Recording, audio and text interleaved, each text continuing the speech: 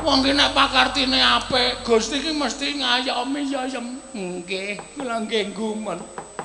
Sampeyan niku wau kula ya ora nyemplung kali kok geni kok tanpa ngobong sampeyan blas. Sampeyan kok ya duwe kadegdayan kaya ngono kok mangsinggahke to Mas. Ora nyenggahke aku ora duwe kadegdayan apa-apa. Aku ki mau ki Sang Hyang Brahma ki ngetokke sentir mau. Sentir kok gedene semono. Bar mau aku wis merem tak ora aku bakal tekan ning pati.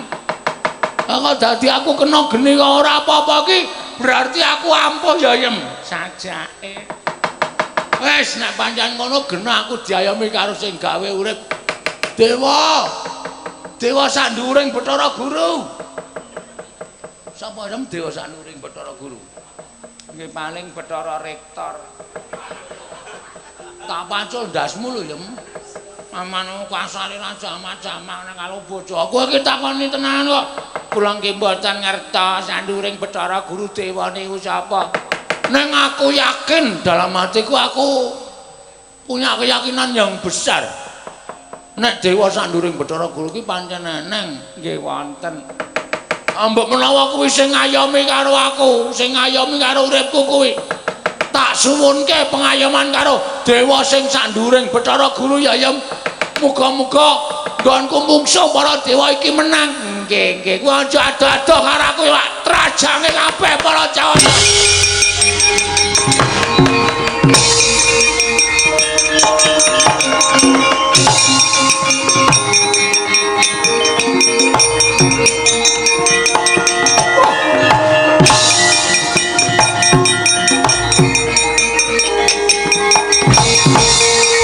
Iki sapa? Iki Bagong kok ngamuk. Iki sapa iki? Bathara Penyarian. Lho, Carek. Iya. Lurahmu nang ndi? Lho. Kok dadi kowe sing maju. Arep ngomong kowe. Kowe gelem bali apa ora? Sesuk ora gelem, saiki ora gelem. Lakon mati dening Bathara Penyarian. Kowe sing mati dening aku. Ngocar.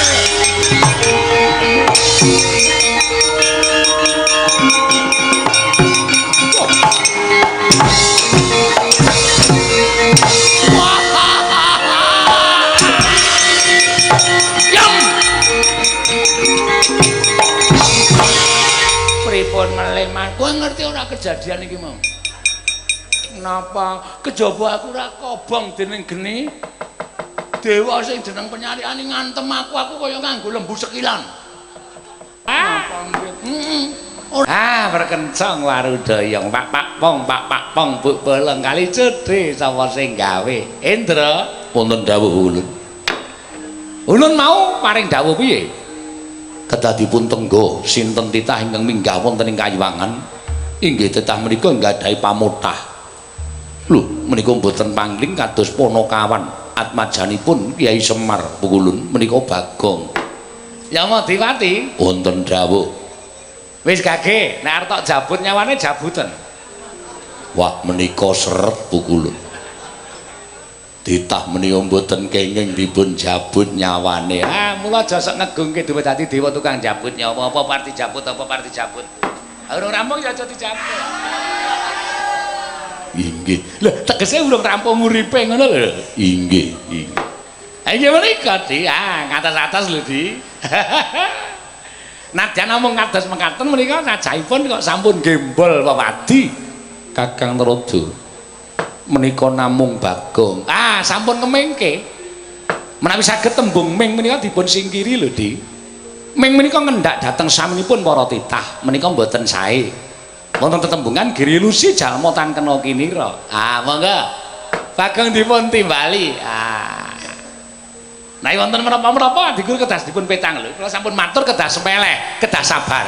Mengsah titah ngaten menika nek ora sabar, malah ketekuk-tekuk mangke malah kewirangan. Inggih Kakang. Inggih. Kula aturi nyekecaken anggenipun lenggah. Inggih ngestaken dawuh. Bagong Panakawan Bagong. Padha Raharja sak prapta kita Panakawan. Ngilaheng. Awi gena mastu namat sidam sekaring bawana langgeng. Ngilaheng sekaring bawana langgeng.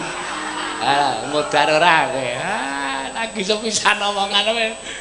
Nglarake ati kok sebutane dewa nggo dolanan sapenake dhewe. Mboten nggo dolanan Pukulun niki lagune Gomblo. Oh iya.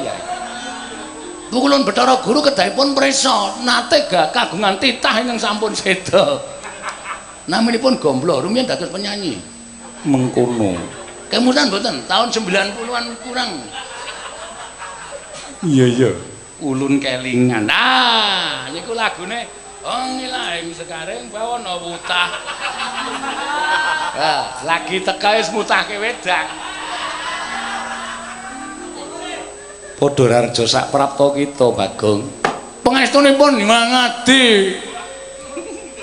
Pukulun tansah pinayunganing kawidadan niring Sambikala. Pukulun bekti kula konjo. Ulun tampa. Sami-sami ulun nggih nampa. Pangestu ulun tampanana Bagong. Kula pundi nggo jimat paripe dayanana kasantosan. Kenapa kita nalika semono arep munggah ning Bali Marti Kunda teka menggok dalan pados toilet Pukulun. Kena ngopo sebab sampun ngampet kawit sak ngandhaping gunung Siulaulu. Gunung Siulaulu iki gunung endi? Gunung kok Siulaulu. Gununge kalih Pukulun Siulaulu menika. Iya. Ya Bagong, Gunung Himawat kula sampun ngampet Pukulun. Iya. Bagong prayogakna nggonira ngadhep. Sampun mboten kirang prayogi. Anggen kula ngabiyang kersanipun Iwang Bathara Guru, nggih Iwang Bathara Manikmaya. Sampun kirang mboten kirang sekeca Pukulun. Iya Bagong, mekaten inggih Pukulun. Bagong. Padha Raharja sak prapta kita, Bagong. Pukulun Bathara Lodolot.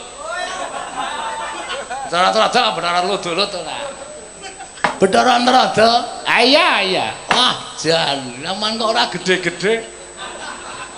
Aja ngawur kita iki ya ngomong sapenake. Narada iki ming semene iki. Nggih, Pukulun. Bekti kula kunjung sanipun Iwang Adi Pukulun Bathara Narada. Mugi kantang piyong sanipun Iwang Pikulun Bathara Kaneka mawarna-warna. Kaneka putra. Ya. Pangestu lho tampanana ya, Bagong. Kula pundi kok jimat barik. Trondolo iki.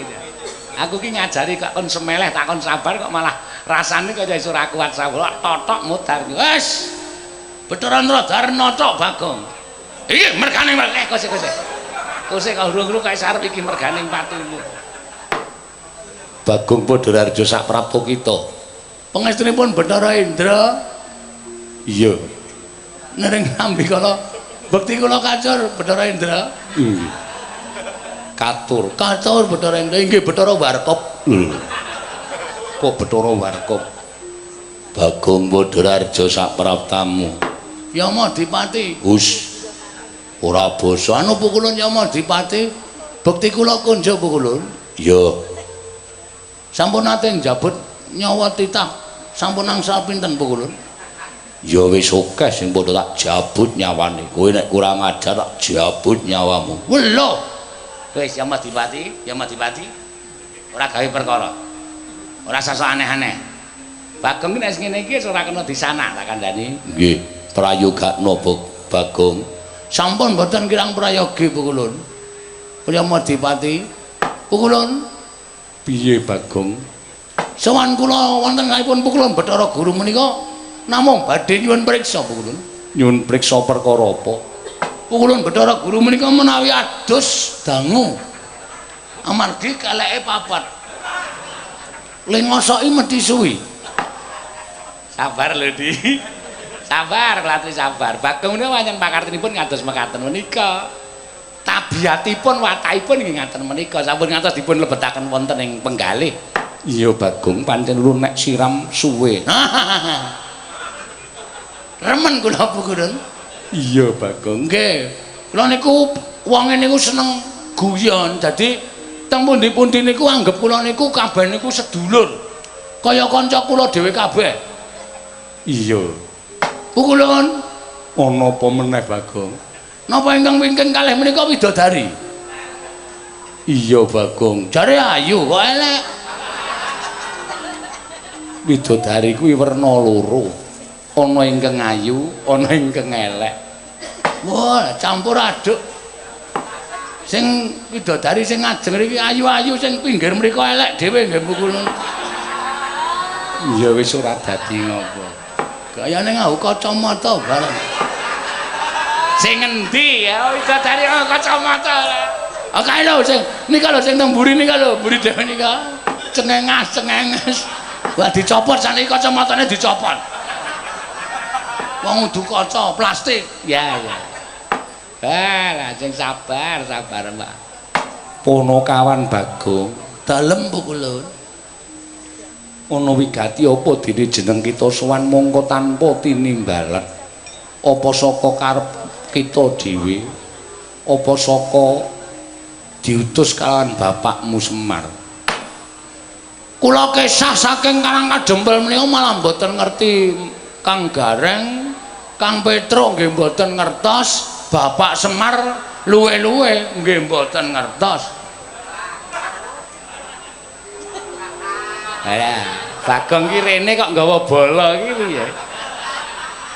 Menika penggemar kula pukulun. Iya. Ya, syukur. Wah, lho kok saiki raine dinae blethokan barang. Ora apa-apa. Ngaten nggih pukulun. Iya, Bagong. Lah, Bapak nggih mboten ngerti, Kang Gareng nggih mboten ngerti, Petruk nggih mboten ngerti. Wigatine apa, Bagong? Kula niku ora lara ati kula. Sebabe apa? Sebabe kula niki rumangsa nadyan anake Semar kok kaya dianak tirikan. Lho Guse, Semar ki adil tumrap putra-putrane kabeh. Kok rumangsamu dianak tirikan? Kula niku wingi dolan tenggene Gareng, terus dolan tenggene Petruk. Wong kanca kula nggih ming Mas Gareng kali Mas Petruk. Teng mriku niku kula diceritani, dilalah dadi siji do jagongan. Kita Gareng lan Petruk Nggih, teng omahe Gareng do omong-omongan gayeng menika. Pertama membahas pilihan presiden. mengkono. Nggih. Terus angka loro suweneng suwe saya mrambat, ceritane gayeng. Mes saking jam 09.00 esuk nganti dalu niku kula mboten wangsul. Merga rembuke pun dadi tenggene wong tuwa. Gareng kalih Petruk niku do rangkul-rangkulan. Awak dhewe iso ketemu nek karo bapakne awake dhewe ya Kang Gareng. Terus Petruk ngrangkul Gareng, terus Gareng ngrangkul Petruk. Heeh, terus jebul bapakne dhewe saiki wis dadi dewa. Ati kula niku cemburu. mergani mboten wonten sing ngrangkul kula. Terus gareng niku crita Begawan Salantara ya Begawan Gandarwa Maya ya Resira Gandarwa Raja Bali wis urip ning Kayangan. Awak dhewe mengkari ngetutke bapak sambungan ya kuwi Bapak Semar nganti tutuk uripe awake dhewe terus ngono kuwi Petra nggih ngoten niku terus terus pokoke salaman niku terus linggo jejer. Petra karo Gareng do selfie. Terus diupload ditulisi anak Salantara. Ati kula kok kelara-lara. keloro-loro sababe apa? Kula takon berarti aku ki ya anake Salantara ya truk. Petra niki ora wangsulan ming menjep karo melengos. Ya udu muni ngono. Bapakku Begawan Salantara ya ora anak-anak. Kaya ndok banyak ngono. Anjo aku anake sapa ya, Truk?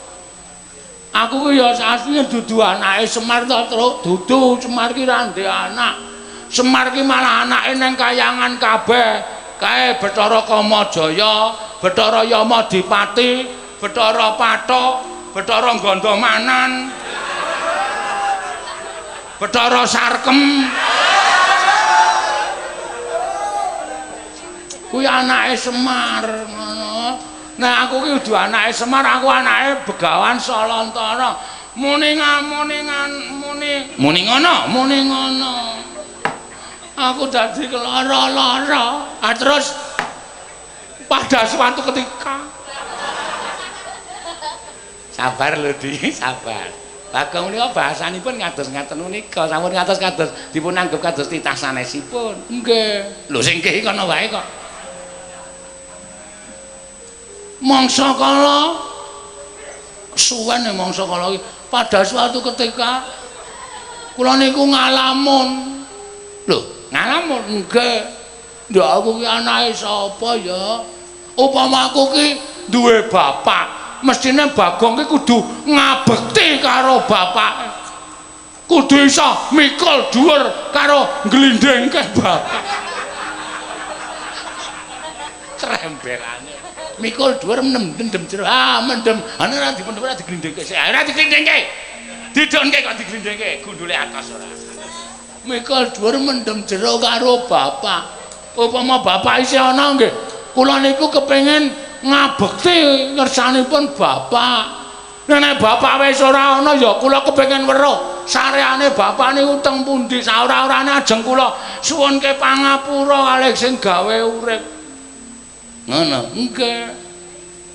Terus kula mikir, sing kula jak rembugan ming bojo kula. Lho, kita rembukan karo bojo kita. Nggih, niki bojoku to ngenteni teng repat kepanasan.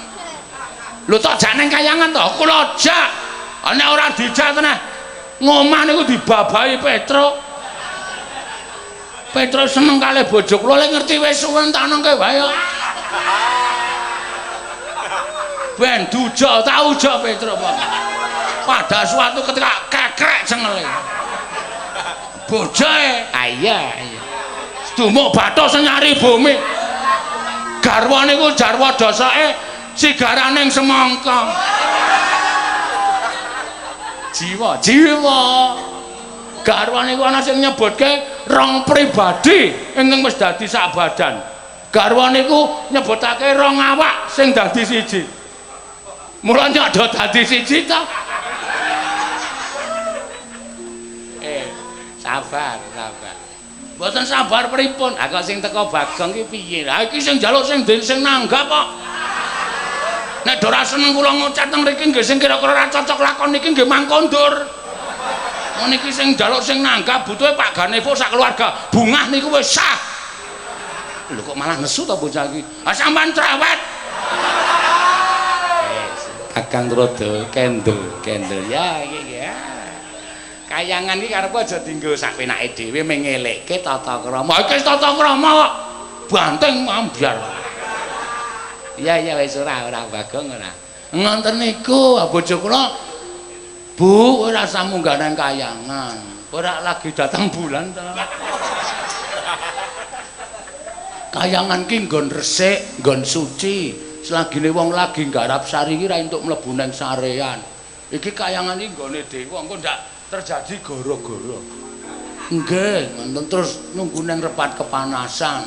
Repat kepanasan ki ra ana iyup-iyupane, gosong nggo eman. Amun wong wedok kaya ngono kok.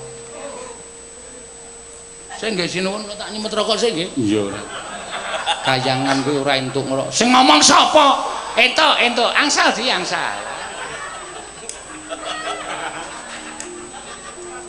Gareng nek ora udo ki ra iso mikir. Iya, Pak. Iya, lambuk ndase tancepi rokok. Cocoba rasa suluk. Sembrono ora.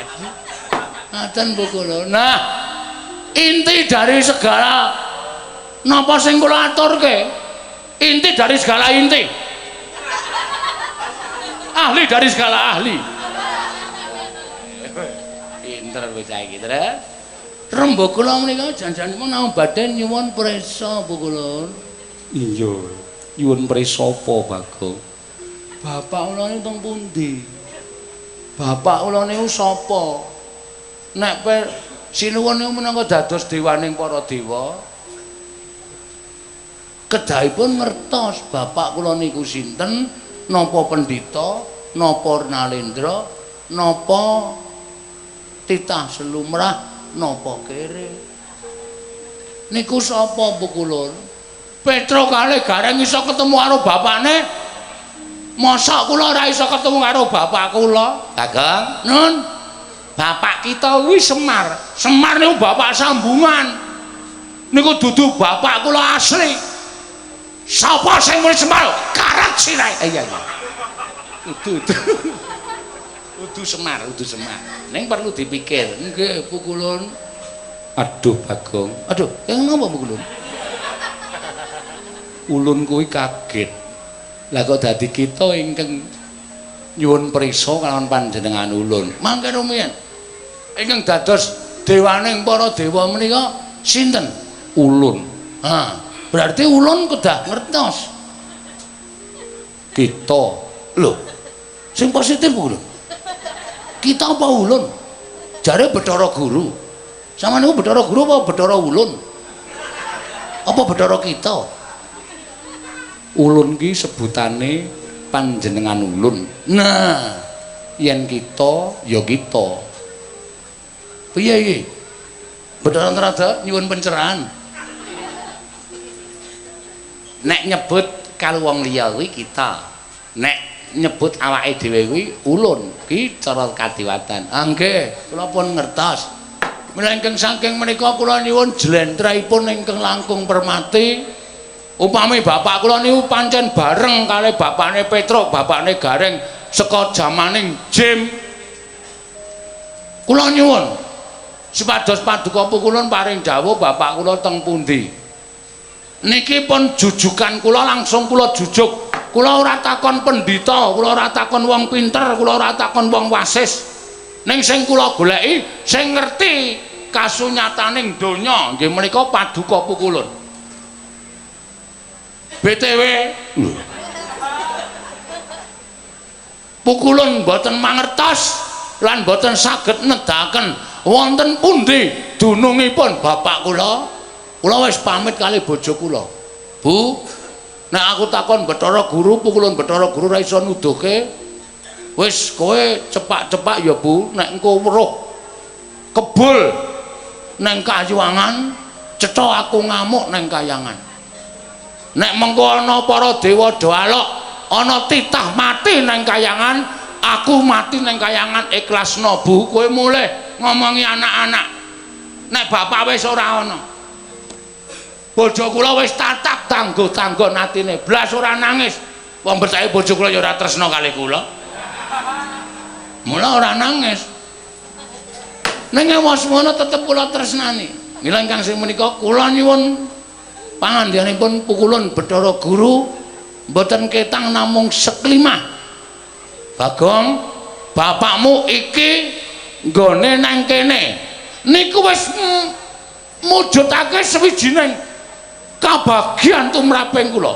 Kula anggap paduka pukulun menika pranyata dewaning para dewa. Iya Bagong. Nggih. Oh, pukulun. Pukulun.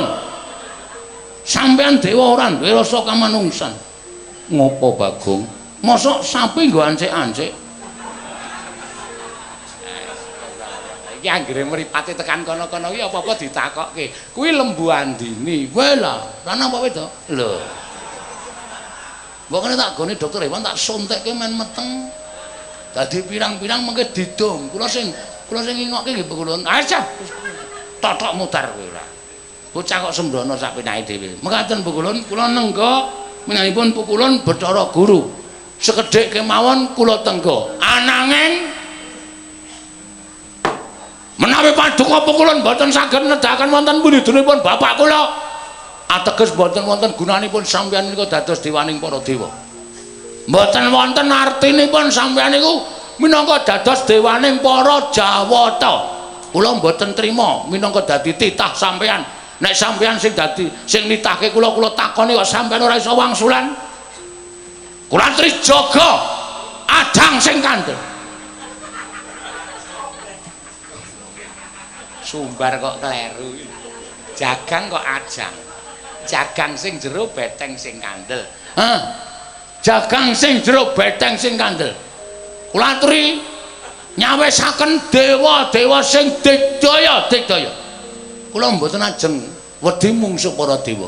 Kula ajeng meksa paduka pukulun supados paring pangandikan. Estu menika kula mboten gojek. Nek sampean mboten saged nedahaken wonten punjudunipun bapak kula, sumpah kula disekseni keblat papat segara gunung. Pertama kali sing ajeng kula pateni niki dewa sing teng guri kula niki. Iki ki ngapa ta cah iki? Wong aku ki ra melu apa-apa kok. Sing dipateni ulun ki piye? Tak patenane men rasa nggodha sinau. Lho. Kadake listrik ora? Kakang Trada. Punapi? Kados pundi Kakang? Kula menika bingung. Badhe nesu kok mboten saged. Lah iki menika ampunipun Bagong wonten mriki menika. Wong bocah gecul murah-ucul. Anggere rasane arep nesu ning dheke omong meneh niku sampun geli rasane. Geli pukulun. Kula niku pancen menggelikan apa kula? Lah nika ngendikanipun rak waton nerocos wae sak winake dhewe. Monggo pukulun aturi paring pangandikan. Sinten bapakipun Bathara Trada? Lho. Sing tak takoki bapakku apa bapak iso Deng. Ah sampean ngomong wae kok. Marai lali. Bapak kula maksude kok bapake Bathara Trada. Nggo ngapa bapakmu ya? Weh. Sembrono ora. Aku ora takon bapake Bathara Trada, takon bapake Bathara Trada. Sinten? Sinten pukulun? Bagong. Nun. Estu napa pukulun? Bagong aja kaya ngono. Ulun kaget. Alon-alon Bagong aku tak kondo karo kita. Nggih. Niku harapan kula namung sampeyan pukulun. Nek sampeyan ra iso ngandhake tenan iki kula wis peteng mripat kula. Kula ra nyawang dewa, ra nyawang titah. Kula wis nggo bendho pun kula sah. Ngamuk teng mriki tenan. Tak tegori wit-wite. Tak resiki kabeh. Yo malah matur nuwun. Weh lah. Adi, ampun kados mekaten tadi. Lah wong Bagong ngaturipun badhe ngresiki kayangan. Wah, padake tukang kebon ora. Pukulun wonten widodari ingkang ngedeng ngiris jambu dipa nirmala puku. Daranipun kayangan. Iya. Widodari para dewa kuwi darane jambu. Salak purun mboten? Ya mesti. Ora ana. Oh, bojo kula seneng salak. Kentrose. Bagong pancen cangkeme elek tenan. Nek kayangan kok waton muni sak penake dhewe. Monggo ta kula niki jamipun mepet. Niki mengke bar niki terus widodari Mimin kali Apri ajeng pentas kula. Iya. Iya Bagong sabar sawetara. Nggih. Pun monggo kula aturi paring dawuh. Bagong sing gedhe pangapura kita. Ulun mboya ngerti. Dasare pripun kok sampean mboten ngerti? Ulun mboya ngerti sapa wong atuwa kita. Sebab saka sak ngerti ulun, kita kuwi ora dianakake nanging kita kuwi dumadi sarana cipta. Cipta sapa? Bapak kula cipta sapa? Nek kula tepang ning pun mboten nonton piyane, cipta ketel sara geneng. Niku yagane bapak kula mbiyen. Aja ngawur. Sarana cipta tegese nalika semana Semar Kakang Ismaya munggah ana ing Kayiwangan nyuwun supaya diparingi kanca sabab urip ana ing jagat mung ijin. Lan kita kuwi saktenane tak kandhani Bagong srana cipta krana dumadi saka ayang-ayangane Semar. Tegese kita kuwi ora dianakake dening sapa wae nanging dumadi saka ayang-ayangane Sang Hyang Ismaya ya Kyai Semar Badranaya Bagong.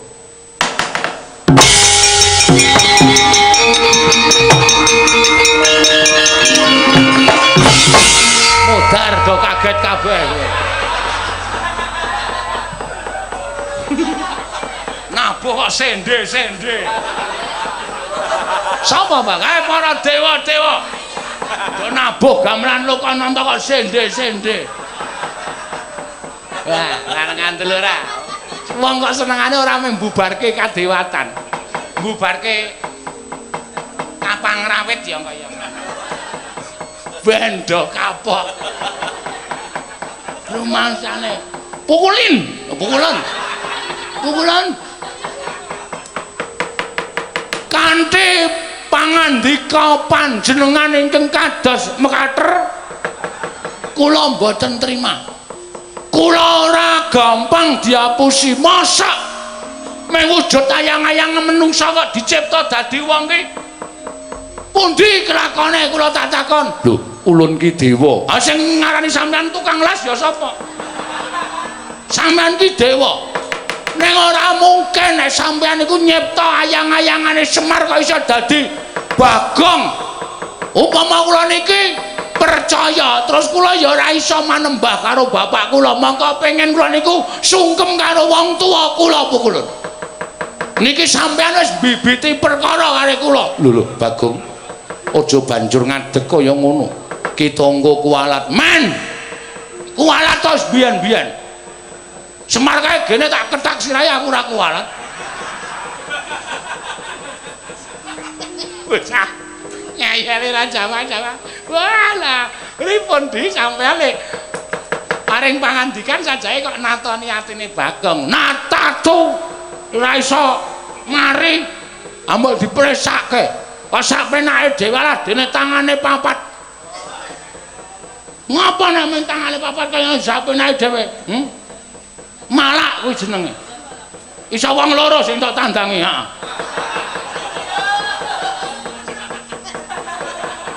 aku umpama di tangan papat lho ora bungae ya wis loro sisan rame siji padake apa Bagong ning aja kaya ngono ora iso aku nek ora ngamuk ora do wis gelem ngandhake nendi bapakku Bathara Guru Bathara Nraja Bathara Indra Yamadipati Brahma Semeru Ngawi kabeh ajar kabeh ora peduli anggere ora do ndudunge bapakku nendi Bathara Guru kudu mudhun saka sela mangumpeng kandha waru binangun ora ana gunane sampean dadi jawata ning Kayangan Surabaya percuma tidak ada gunanya aku ora trima nek wangsulane kok mung Bagong kowe dumadi saka ayang-ayangane Semar sebenarnya tak ngkeke nggon panasan ya isih ayang-ayang berarti mung ngapusi mung arep nglegani karo omongane penjaluke Bagong nek jawaban kaya ngono ora tekan Kayangan ora masalah ning gandeng wis tekan Kayangan kene wangsulane dewa mung sak kepenake dhewe Bathara Guru ora mudhun saka sela kandha waru binangun syarat ning tempat kepanasan leganing atiku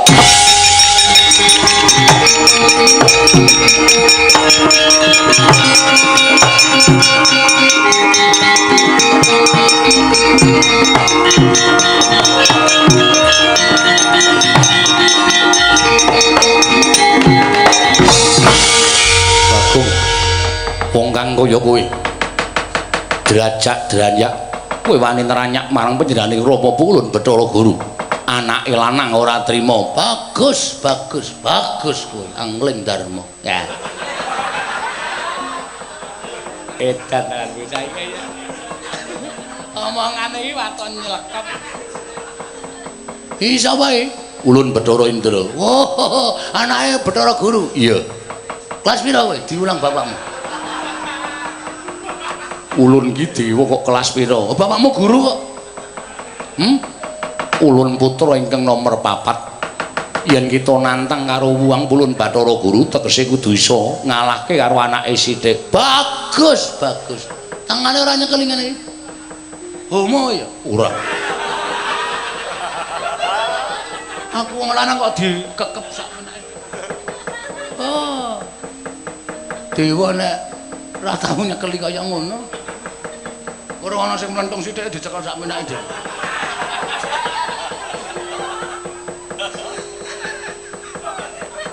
Aduh. Lha niki wajeng guyu ning wedi kali Bagong. Ya mau diwaca gak jabut untune. Iya. Ora Bagong, meneng anteng. Gak kok tak nandingi Bathara Indra. Maksudmu kowe metu njaba apa ora? Lho, kepiye to iki? Dewa kok kaya ngono ta omongane? Oh, mula dewa ki ora tau do ndek anak. Awang ditokke njaba. Tegese metu njaba ki metu ana ing ngrepat kepanasan. Oh, begitu. Ya. Maksudmu kowe nantang karo aku? Sing tawedene apamu ngalahke Bathara Indra, kelakon adu arep karo Rama Pulun Bathara Guru. Metu njaba, Ndra. Metu njaba. Kandakno kasino karo Dana. Aku ora wedi. Kerubuten nyandang cip.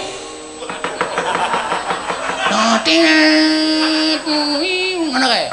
Kowe nggon film padake aku wedya ora wedi kowe dadi cip ning cemplung kalen kok. Wah, wis Indra jan metu wae ndak malah geger kae. Ayo, metu. Kowe ora iso ngandhake bapakku nang ndi dewa tamuk kabeh legane ati.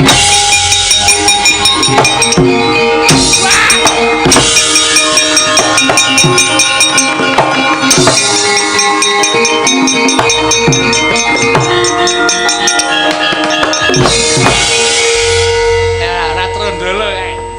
Ning arep metu kok nendang weteng lho. Kakang rada dipun menapakaken. Wah, Bagong ki pancen bangsat tenan ya. Madhep kene terus sikile duncalke kena nggon weteng. Inggih. Kados pundi Kakang? Monggo kula mboten saged nengahi perkawis menika. Menawi adi guru mangke mboten saged nengahi dhateng perkawis menika, kula sampun mboten saged matur menapa-menapa. Kula rak munjatur sapaduka tadi.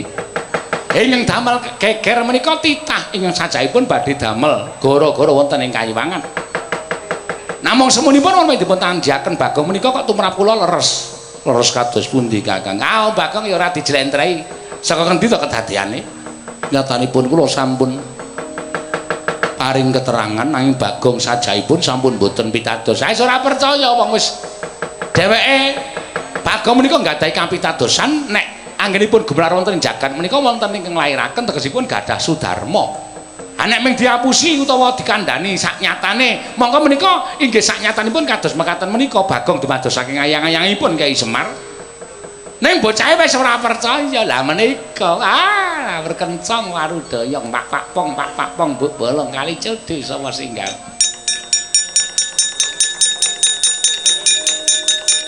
Nah, mboten ngaten mboten badhe rampunganipun.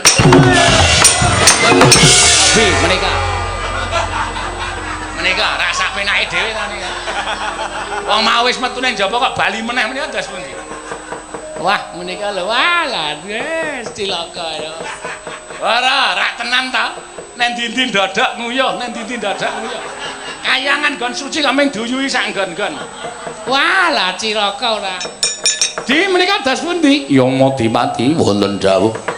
Ulun keparengake kita nganggo daya kekuatan kita Bagong sendal mayang wis wani gawe geger Kayiwangan nyemut Bagong.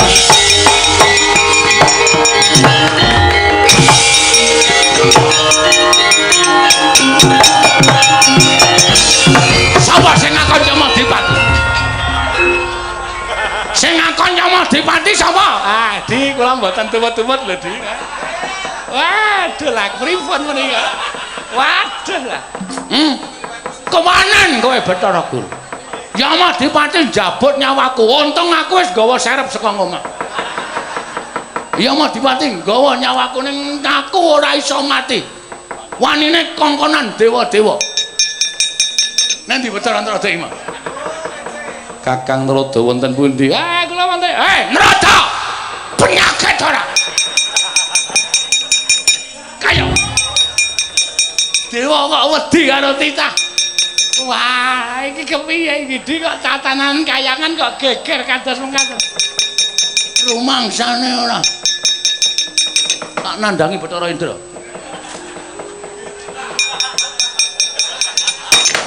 Edan, iya. Kakang menika menawi mboten kesah malah kewirangan. Pripun menika kayangan ngados mekaten menika dipun tonton Ngambah Dirgantara. Monggo dimangga.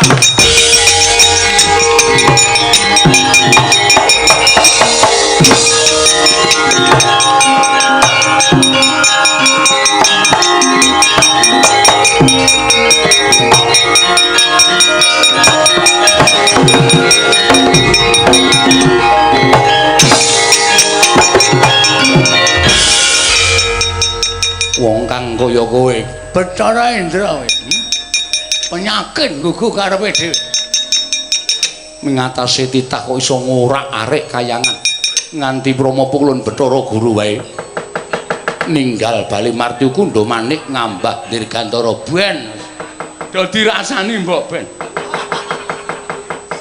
Arep ngapa kowe? Nantang karo aku kowe? Nantang karo aku kowe? Ora minggat dibantani Bathara Indra kelakon tinju akhirat. Semono uga kowe Bathara Indra.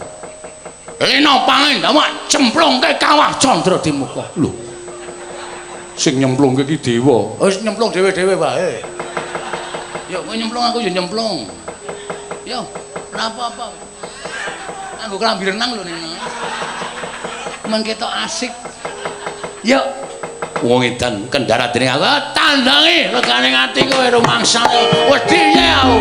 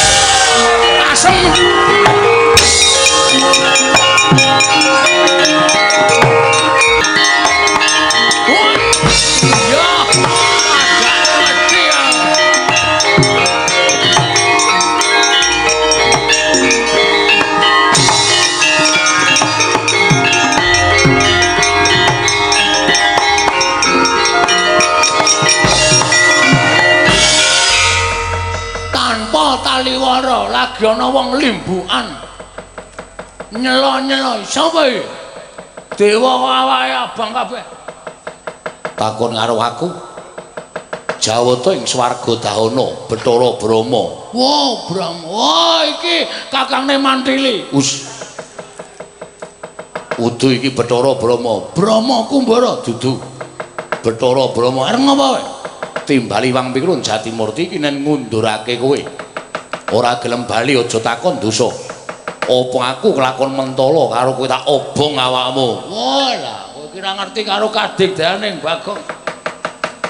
Sang Hyang Bathara Indra wae kalah karo aku kok mung Bathara Brahma. Maju sejangka, aku mundur sejangka. Aku maju sejangka kowe Mundur sejangka. atene ora ketemu-ketemu. Ayo ngono kuwi wong perang ki teknike dhewe-dhewe. Lena pangendamu tebak dadamu muntah getih kowe, mati tanpa dirongsen. Omonganmu iki lho angel ditampa karo para Jawata. Pancen tak sengaja. Arep piye kowe? Pecah siramu. Pecahe dhewe. Tegese kowe tak pecah siramu. Maju ladeni Bathara Brahma. Iki merganing patimu. Iya, tiba padha-padha.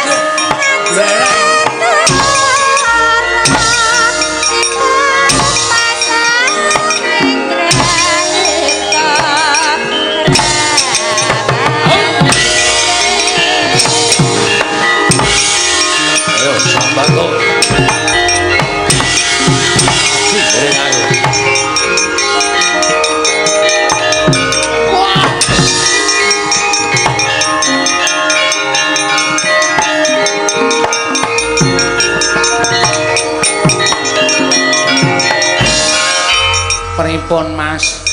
Bathara Brahma ampuh tenane. Tak ajar tak tonyo ora apa-apa. Pertama ketoke ngalah bareng dheweke gelem krida aku diantem sirahku ditendang. Terus pripun? Yem wonten dawuh. Kowe tresna aku ora? Tresna lahir batin. Nek aku lara, kula ngrasake lara. Nek aku mati, kula nderek pejah. Tegese karo aku wis hidup semati. Nggih, Mas, sayangku. Kowe pancen bojo sing wajib tak uri-uri. Lho. Kula niku bojo kok padake kesenian. Ya pokoke wajib tak tresnani. Yem wonten dawuh. Kowe wuda. Lho. Wuda. Kok kula ken wuda. Dewa iki nek ora menungsa wuda kuwi najis. Kadewatane ora bakal sah. Mesti wedi nek adu arep karo wong wuda. Ning nggih ampun kula ta Mas. Sayang ora aku. Wis seneng nek aku dantemi. Mboten. Nek aku lara, kula nggih ngrasake sakit. Nek aku mati, kula nggih ngrasake mati. Nek aku nganti ora ngewangi aku diajar Bathara Brahma diobong mati aku. Oke wis. Nggih. Duh kok abot men. Nglabuhi bojo. Ora apa-apa. Mung disawang ora apa-apa asal tidak tersentuh. Nggih. Wis. Ana. Cucul. Nggih. Anggere dewa weruh wong wedok wuda ora mesti ora bakal wani nyedak. Nggih.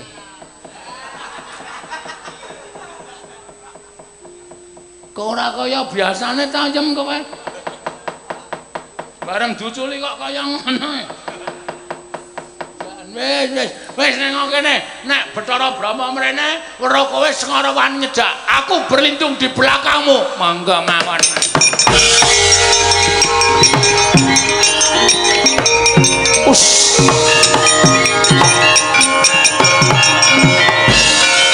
Andel ora, gene kalahe gampang. Dewa nyawang kok ngene iki dosa le dadi dewa ora suci lae batine. Bagong Edan ning kayangan kok nggawa kaya ngono. Menungso ngendi kuwi? Menungso ngendi ndasmu kowe? Bojoku kowe, bojo kok dikon wuda. Kon ngadepi para dewa. Yem, wonten dawuh. Ngamuk yem. Ngamuk ning kayangan bareng karo aku. Ampun Mas, kula ampun diwujudke kaya ngenten iki kula tak nganggo kemben. Mau kemben apa ning? Diketok wis sithik. Nggih. Jane apik nek nganggo kemben. Aku seneng ya. Namane kaya edan sak penake dhewe ra. Iki njur piye iki awake dhewe kalah. Sampeyan yo gawe masalah. Mungsuh dewa kok sampeyan wani niku terus sing ajeng niku kekuatan apa? Wis mati tak wujudane. Rawe-rawe rantas, malang-malang bakal tak putung. Ayo, Bathara Brahma kan ngetokke genine. Tinimbangane ora iso ngerti karo bapakku, wong tuaku, yem aku tak mati nang kayangan ora masalah yem.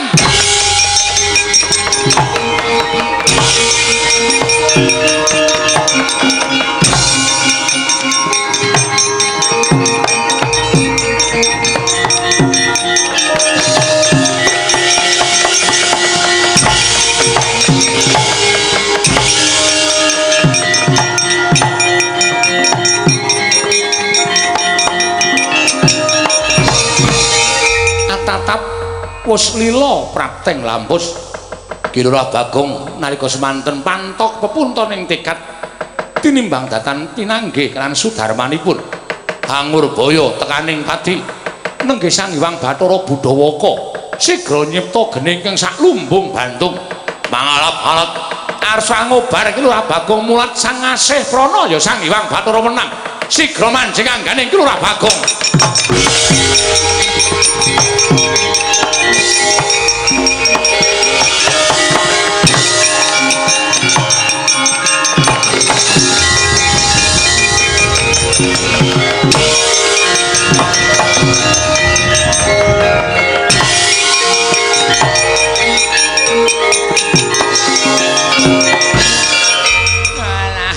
Ya ampun Mas, kula wis tratapan ati kula wis entek sampeyan kena geni gedhe-gedhe semanten kok mboten napa-napa. Non. Aku jek urip apa? Tesih nganten Kak. Aku ki merem ya, genine saya cedak aku merem aku wis ikhlas mati. Aku kok iso omong. Aku ki jek urip kok. Tesih nganten Kak, tesih urip Mas, mang melek. Alah. Alhamdulillah yem diayomi karo sing gawe urip.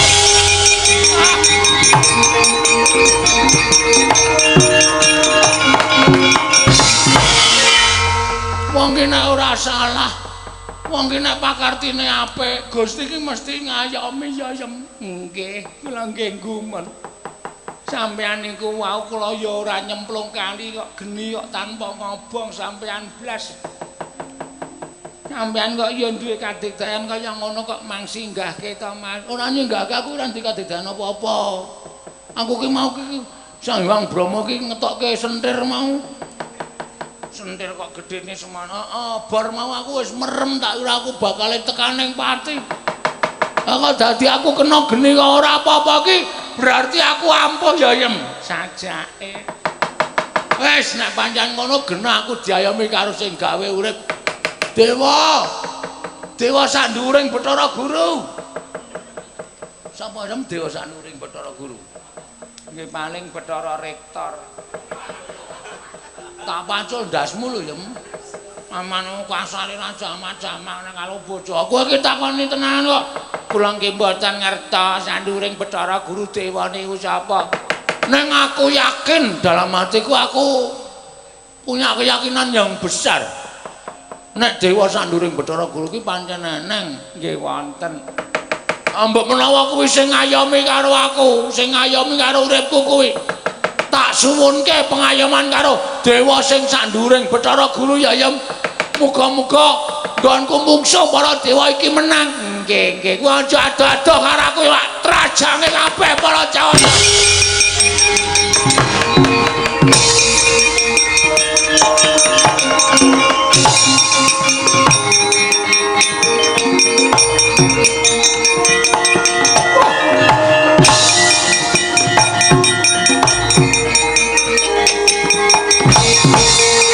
Iki sapa? Iki Bagong kok ngamuk. Heeh, iki sapa iki? Bathara Penyarian. Lho, Carek. Iya. Lurahmu nendi? Lho. Aku kok dadi kowe sing maju. Arep ngomong kowe. Kowe gelem bali apa ora? Sesuk ora gelem, saiki ora gelem. Lakon mati dening Bathara Penyarian. Ah, kowe sing mati dening aku. Ngocar.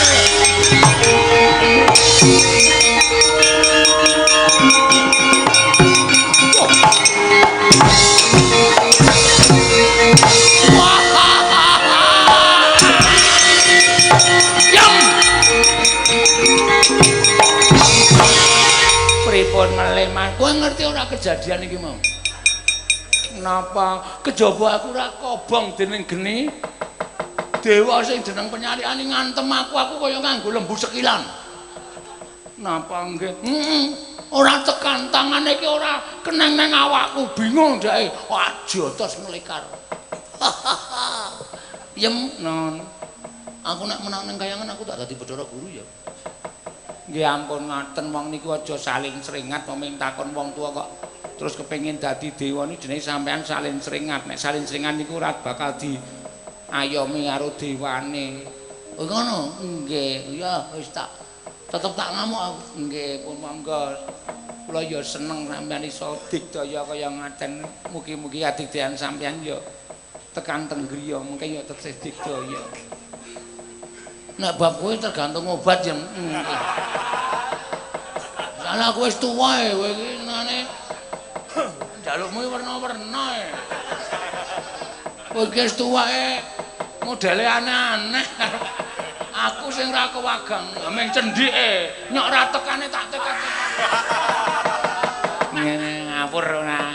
Ayo, Penyarian kalah, Bathara Indra kalah, Bathara Brahma kalah. Sing duwe panguwasa kayangan Suralaya kon maju kene. Mungsuh karo aku ora bakal tinggal loncat lekane.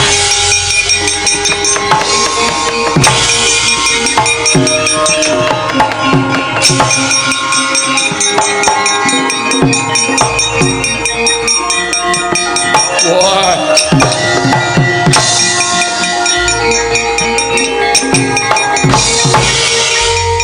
Bagong kowe iki jane isih kulawarga karo aku. Ngerti aku, kowe anake Semar to? Anake Sanghyang Semaya to? Iya. Mula kowe iki jane isih iso tak eman apa ora? Rasah eman-eman aku kaya sinden eman-eman. Ayo pokoke kowe melu Bathara Guru tetep dadi mungsuhe Bagong. Oh, lha apa aku mentolo karo kowe? Apa kira-kira aku kudu nyabut nyawamu? Wes, ya mau Dipati. Nek pancen kowe arep njabut nyawane Bagong, nek iso jabutan. Ning kowe ora iso njabut nyawane Bagong, tak jabut nyawamu. Lho. Lah kok nekat ki piye? Nekat wae nek ora nekat ora kecekel-cekel wae. Ora dinekati tuman. Oh, mati dening aku jabut nyawamu. Jabut genti ora iso jabut karo Bagong. Wah. Oh.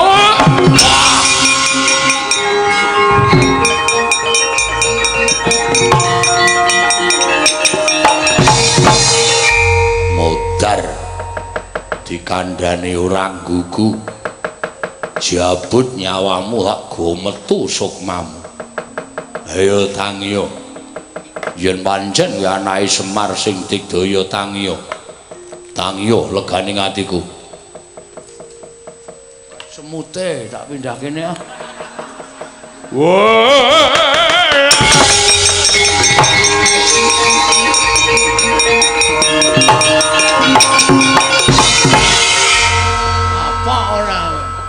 Agene dewa ki mung karo wong keneng semute wedi. Mulih karena kene drubung semut geni. Ya golek sing kepenak. Melayu Yamadipati ora sembodole gleleng. Weh lah yem. Tak andani. Nggih napa melih Mas? Mau ngerti ora? Aku dijabut nyawane karo Yamadipati, aku gledak sampean sedo. Ketoke ya mata ki pet-petan. Oh. Mata ki mak perpet-perpet awak ora iso obah gledake kok saya suwe-suwe tenagaku timbul meneh, mripat cetha meneh. Terus aku pindah nggon Yamadipati mlayu. Yang guyu yang nggih. Asem. Ora guyu kamplengi kowe. Guyu kok dipeksa ora. Nggih. Yem nun. Ya ana wong kelangan dompet. Lho. Pak Wagimin, Pak Wagiman. Kehilangan dompet ada SIM C dan SIM A. Suruh surat kendaraan Supra parkir. Nggih, tulisane kaya dokter. Angel diwaca. Wis ngono ya aku tak golek SIM. Lho. Kayangan gawe sungsang bawana balik pokoke.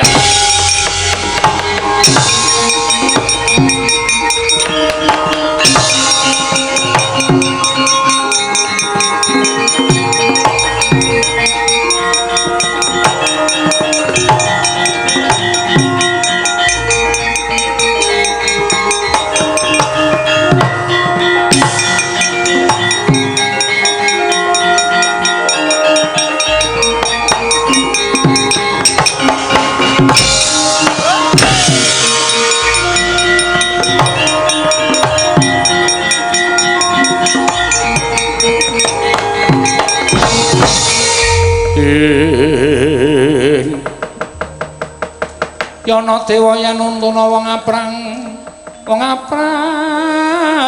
kasangsayan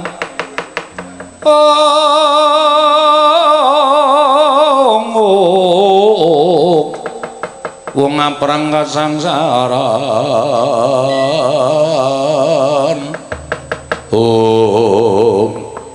milahing ora nyono babar pisan lha kok dadi Bagong duwe katiasan ingkang edapi kabeh para Jawata padha kalah kabeh padha golek papan pendelikan Bagong kene ngopo dene jeneng kita tetep hambrung kaya mengkono ora guru lho ora basa karo ulun gunane apa aku basa karo sampeyan nyatane sampeyan wis iso ngandhaki teng endi bapakku gunane apa aku nganggo tata krama nek sampean tak jaluki tulung blas ora iso nulungi karo Bagong. Wah, cilaka iki.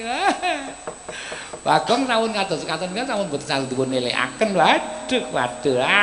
Kaose barang dicoplok. Ngamuk kados mekaten. Inggih Kakang, inggih. Ngatos-atos lho, Di. Kae Bathara Teka kae ngopo kae?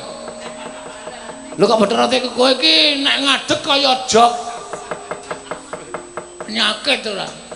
Bagong ulun boya melu-melu wis dewa kok ora melu-melu dewa kok jirih anggepe terus aku terus melepas kowe ora tak anggap kowe iki dewa napa piye Bathara Guru ora iso ngandhake ajar Bathara Guru iso tak rangket nerodane awer-awer kecekelak tali nang kowe tak plotroki kathok cilaka aduh aku malah merinding aku piye Bathara Guru ulun boya ngerti boya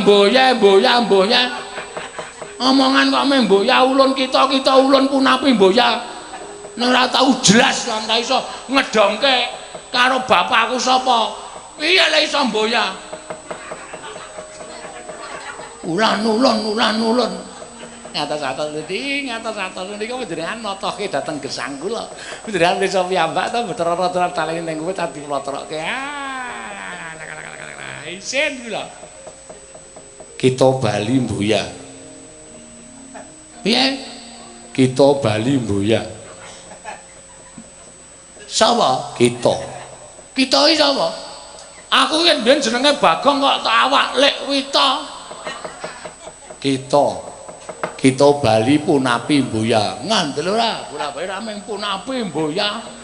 Kita ulun punapi, kata-kata apa kowe? Kita punapi mboya ulun kita. Sengit aku. Yen kita mboya Bali ulun sampurnake ning kene. Swadah lho. Ah, kandel ora dilaka to. Sewadah piye? Nek sampurna swadah. Nek 76 rong wadah. Bagong edan tenan. Ulun malah bingung guneman karo kita. Kita meneh. Bolan-balane kita. Ulun kita. Gong baline ditutuk. Ayo, der.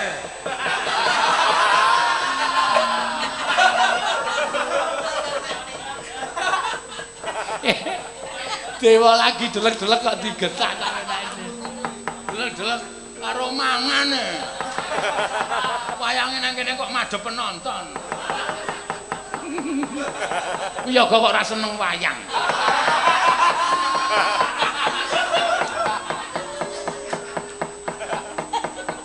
Kita wis sapa-sapa tok seneni wae. Men ngamuk bebas. Mangsane pokoke areng apa kowe? Ketiban guntur geni guntur angin sirna margalayu. Lho. Guntur saiki wis dadi angin to. Sangertiku guntur iki cuci motor. Kok dadi guntur geni guntur angin. Pun digek didawahi bocah ngene rasa macam. Guntur geni guntur angin remuk awak kita ajur ora iso kinuku Bagong. Tibana Bathara Guru. Guntur geni guntur angin kon nyerang aku kabeh. Ora wedi aku. Hasilagine gerine Bathara Brahma wae.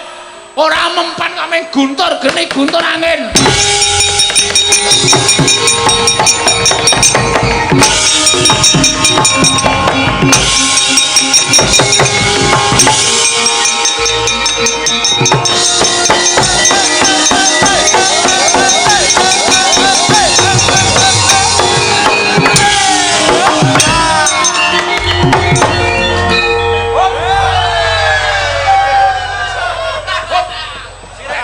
Bareng nabuh do kesenengan disuwuk ra gelem. Bagong kok nganggo jengkelit bareng. Samulae melu ketoprak anyaran iki lho. Dapuane perang kudu salto terus. Das pundi Di? Kakang ngedap-edapi. Ngedap-edapi das pundi? Guntur geni guntur angin boten temomo. Cilaka ya cilaka. Apa kowe? Nerada? Siap-siap tak blotroke kowe. Aduh, trondol. Guntur geni guntur angin mboya temomo Bagong kowe iki nganggo kekuatan apa? Kekuatan supranatur. Sing iso ngalahke apa-apa. Ayo, gene ora temomo ning awakku. Guntur geni guntur angin pletak-pletik kaya mbang api. Ora apa-apa aku. Kena cis Trisula. Lho, arep nyontek kowe. Arep nyontek aku kowe, ha. Cis Trisula, tibana. Aja gak Cis Trisula, Cis Triamin aku ora apa-apa. Mesti kaya serius ale.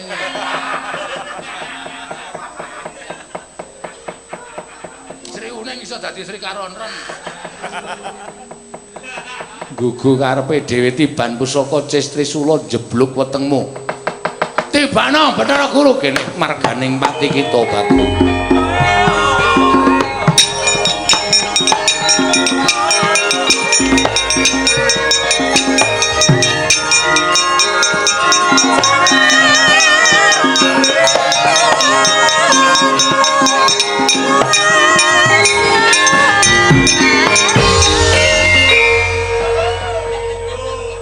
Ulun bakal nibake pusaka kok kita nyuwuk gamelan pengumuman Mercedes AB titik-titik HD dipun singkiraken badhe kagem liwat mobil sanesipun. Wah, arep perang kok mung ngumumke parkir. Edan kae. Oh, iki kagungane Ibu Sinden ingkang nomor kalih Mercedes tong.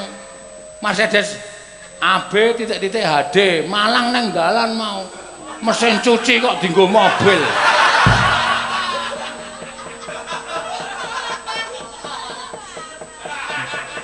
Buka laundry kok nang wayangan. Ngece tenan. Ngece, mobil kok padake mesin cuci. Ha suarane kaya mesin cuci. Nek mlaku mak ngik. Ayo disingkirke Mercedes. Bojomu nanti kon nyingkirke ora. Mercedes AB wis ndono. Ha, kon tutup wae. Ya ini kok buka laundry. Tiban Cisti Sulon jeblok wetenge. Tibano bener.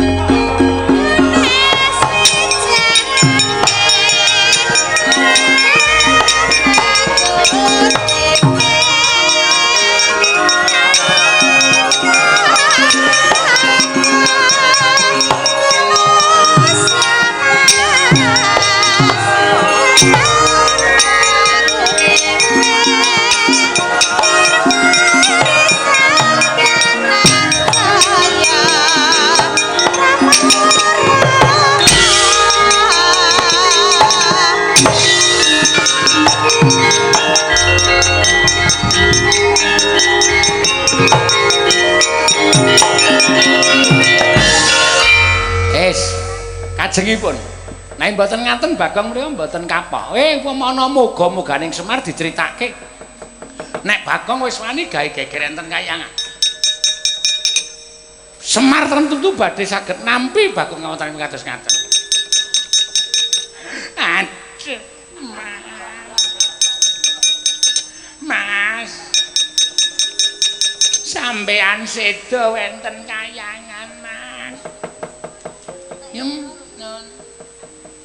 jabut ke yem.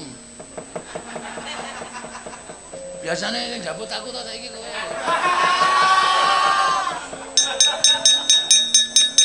Sampeyan mboten mati. Mati lengane jek akeh kon mati. Jabut ke? Nggih. Men Dawara kuwi dewa-dewa nek Bagong nek men ditancepi oyone wis kulina. Nggih.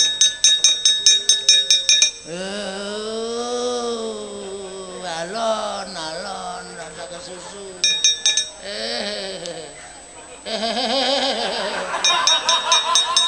Sampeyan niku mati bleseke. Wong kon jabut kok mati bleseke. Oke, jabut. Risi nang weteng iki.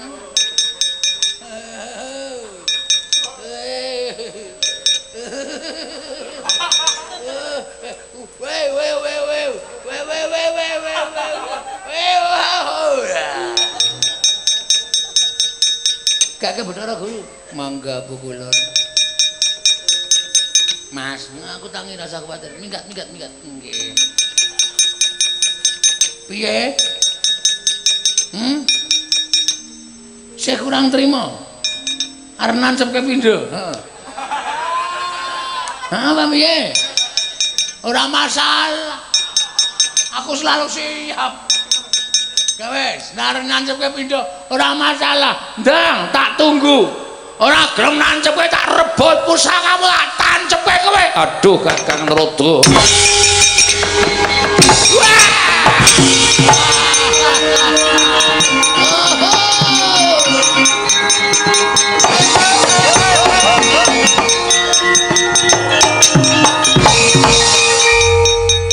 Pripun Mas, dewa bubar.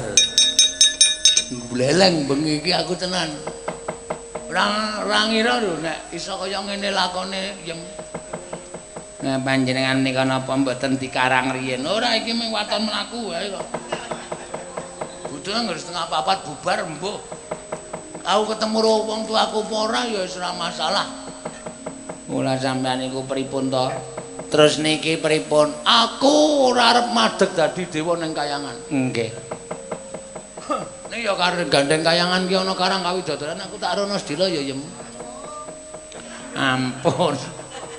Ampun Mas Bagong, mengke nek sampeyan prisa widodari sampeyan mengke kali kula terus mboten seneng. Ora, aku ki wis duwe keyakinan nek bojo ki wong wedok sing paling ayu dhewe sak dunia. Dadi ora bakal kego dening sapa wae. Estu. Aja kuwatir to. Yakin aku mung sedera tak nginguk tok. Lagi dong apa widodari nek yae niki. Mestinipun nek sonten ngenten iki nggih siram. Oh apa? Lah rak malah muni apa? Ya mung sedela ora ndeng yang ora mbangane ra omong. Nggih. Terus niki ajeng pripun? Piye iki nek ngene iki? Kayangan geger ora karu-karuan ngene piye? Kabeh tak usah sik sampeyan dhewe. Nggih. Lah terus pripun panjenengan? Kersane pripun kula mung kantun nderek kalih Mas Bagong. Ajeng lenggah teng mriki napa wangsul teng griya. Ha kekayangan sing nggone sapa ngene wae kowe meduna. Omah dhewe kae tancep ana plakat dijual. Terus kowe karo aku manggon kene. Mengke nek Bathara Guru wangsul ora bakal bali wedi karo aku. Oh, ngaten. Karo salamke nggo Petruk karo Gareng ngomongno nek kowe saiki wis pindah omah. Nek takoni pindahne ndi, Dik? Nang perumahan. Alamate ngendi rasa dikeki ngerti kok ndak dodolan kere-kere kok. Wong ora duwe kok kritian tekan kayangan. Aku saiki bareng wis iso ngalake dewa niki aku saora-orane dadi ningrat. Nggih. Piyai Luhung. Nggih. Ora astrawunge ya pilih-pilih. Ora karo cah tipis-tipis kuwi. Nggih. Nembe dados saged bedah kayangan wae kok swantenipun sampun kados mekaten. Ayo saurane calon juragan. Nggih. Juragan kayangan. Engko ade nang kene gawe usaha ternak pitik. Nggih. Nyetori ning pasar-pasar kuwi mbangane kurang digawean. Kayangan menika mboten kenging dipun agem ternak pitik. Ya bebek sami mawon. Mentok. Sami mawon. Ah, nek digawean yo nglangut wong bendina ming dolanan dhuwit. Waduh. Sian. Glelengi nang. Apa bendina dhewe nang kayangan mung arep ngitung dhuwit. Ora ya ora mungkin to. Suwe-suwe jeleh to. Heeh to? Nggih. Saurane kok kayangan ki rak dhuwur. Nggih. Sekala masa dhuwit disebar saka dhuwur. Dipiurke men wong Madyapada do muni nek udan dhuwit. Nggih.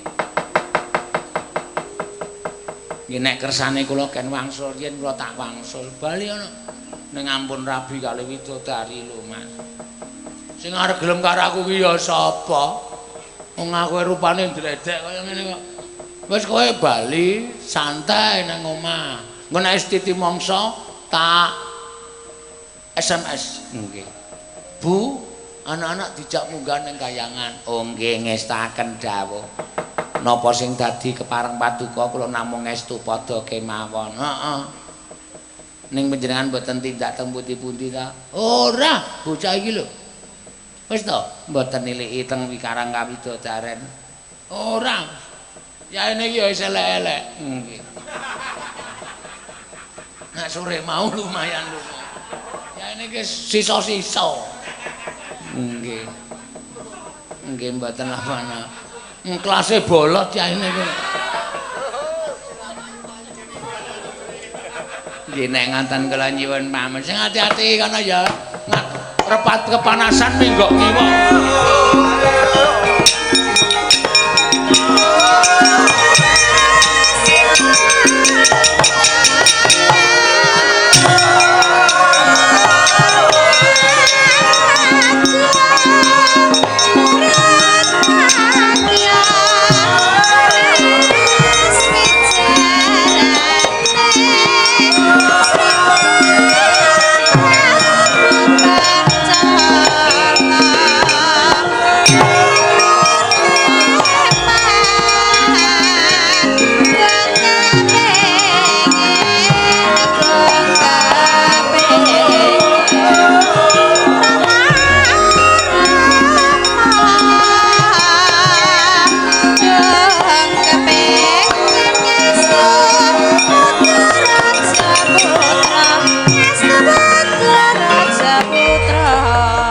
samar pamoring sukma sinukmaya winayu ing asepi sumimpen ing kalbu pambukaning warana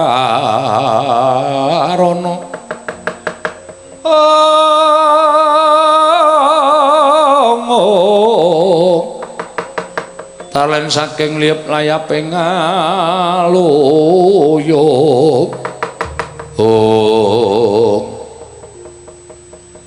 Nendi ya aku kabeh.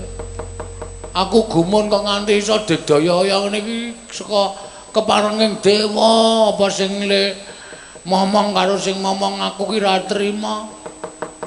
Apa pancen aku diayomi karo sapa lah terserah ning sing penting Bathara Guru gawe kagol atiku takoni bapakku sapa ora ngaku ya nyuwun pangapura. Ning aku ora arep niat lenggah dampar kayangan Silaka Ndawaru binangun kualat jelas. Aku mung derajate ngaceplek, aku mung kere kok arep werna-werna, arep aneh-aneh mbok ya wis. Kene aku terus arep takon sapa wis. Bathara Guru tak takoni ora ngerti, mongko sak ngertiku. Bathara Guru kuwi wong paling dhuwur dhewe. Nang Bathara Guru ki duwe kakang ya.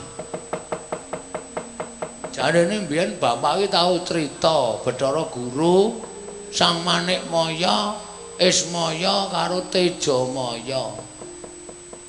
Kuwi sak keluarga ning mergo Bathara Guru kepengin dadi dewa. Tejamaya karo Ismaya dipitenah mula terus dadi wong jalma biasa, jalma wantah medhun ning jagat. Akon bapak wae ya. Ning kok bapak nesu. Aku kuwi bapakmu Bagong, lha kok kowe goleki bapakmu kowe iki. Ngiwake karo aku iblis. Uyu. Bapake nek nesu nguyuan. Mlaku sedhela trit, mlaku sedhela trit. Ayo wis tuwa gek kena diabetes ayo wis. Kepiye meneh arep kepiye? Nek aku ora takon bapak, takon sapa? Sapa sing luwih dhuwur saka Bathara Guru? Sadurunge takon bapak apa tak takon Petruk Rogareng ya? Mbok menawa Petruk Rogareng ngerti karo aku wong dasare nuwun sewu tuwane tuwa Petruk karo Gareng. Mesti Petruk karo Gareng ngerti lairku saka wetenge sapa, terus bapakku sapa. Nek cah loro kae sok sembrono ya karo aku. Wis men lah. Tak tekati sisan nek kira-kira Petruk Rogareng ora tak takoni ora ngerti. Ora tak aku kakangku. Takon Semar. Semar ora ngerti, ora sudi ngaku bapak karo Semar. Gunane apa nek pancen penjangkaku ora kelakon? Do ora nyengkuyung karo aku, do ora ngewang golek karo aku, nadyan sedulur tak dadekke mungsa.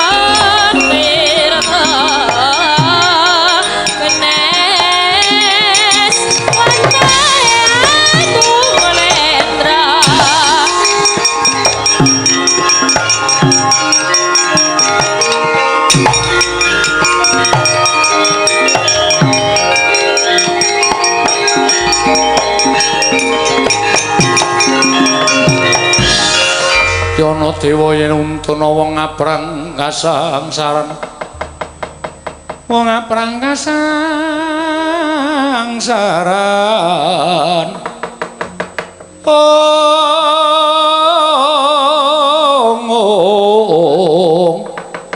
Ing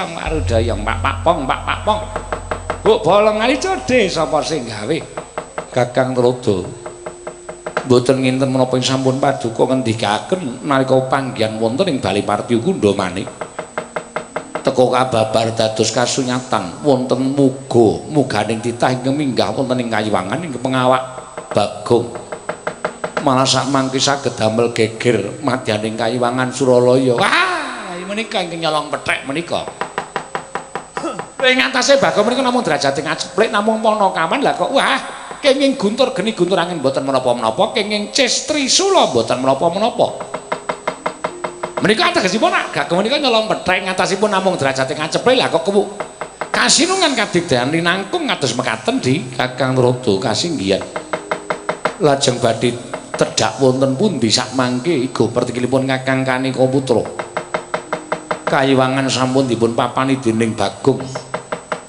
lajeng kula kaliyan paduka Kakang Trada badhe nyuwun biyantunipun sapa Bagong menika abdinipun para Pandhawa sedaya lampahipun Bagong menika dipun aturaken dening anak Upaya Prabu Darmakusuma kaliyan para Pandhawa sanesipun syukur baghe wonten Tandrawati menawi ngantos sami punika kados mekaten menika samangke sami murina dhateng Bagong tartemtu saged ngemutaken dhateng ponakan Bagong Puntadewa Kresna Werkudara Janaka ulun nyuwun senjata pitulung